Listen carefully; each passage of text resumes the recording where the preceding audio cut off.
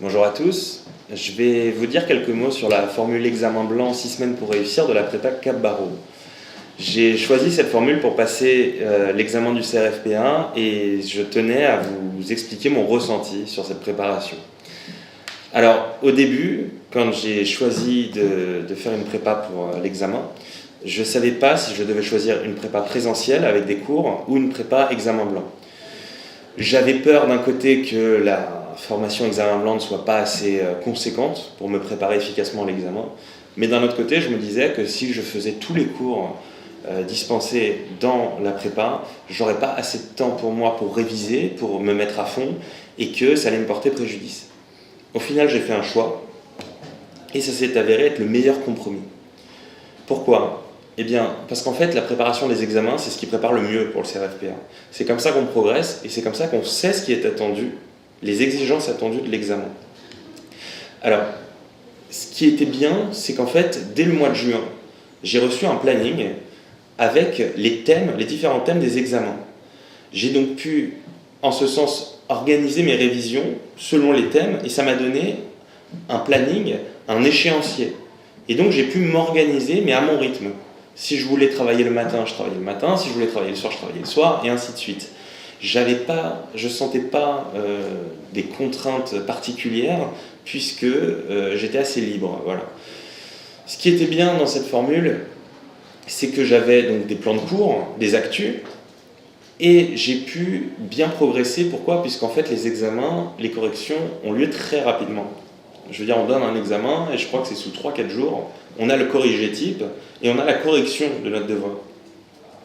Donc en fait, on peut très vite progresser, et très vite voir sur quoi on est bon et sur quoi on n'est pas bon. Et c'est ça le plus important, puisqu'en fait, il y a certaines épreuves où on va devoir ressortir presque des phrases clés, des phrases qu'on aura déjà sorties, par exemple, si on est en droit des obligations et qu'on doit parler du fait générateur fautif, de la causalité, des préjudices réparables, etc., il faut avoir ces phrases déjà en tête. Et plus on s'est entraîné, plus on les a en tête, plus on va vite. Voilà. Puisque l'une des difficultés majeures, c'est de terminer ces épreuves à l'examen. Donc en s'entraînant comme ça, j'ai pu me perfectionner sur ça. Puisque ma faiblesse à moi, c'était de ne pas réussir à terminer dans les temps. Donc, il y a 6 examens dans chaque matière et une attention particulière pour la note de synthèse où est délivré en même temps que la correction un suivi personnalisé, un bilan détaillé dans lequel on nous explique les points sur lesquels on doit progresser et les points où on est déjà bon. Donc en fait, on va distinguer par exemple, je ne sais pas, la formulation des titres. On va nous mettre bien, très bien ou doit progresser. On va nous mettre la synthèse des documents, bien, très bien ou doit progresser. On va nous mettre aussi sur la syntaxe, sur la manière de s'exprimer. Voilà.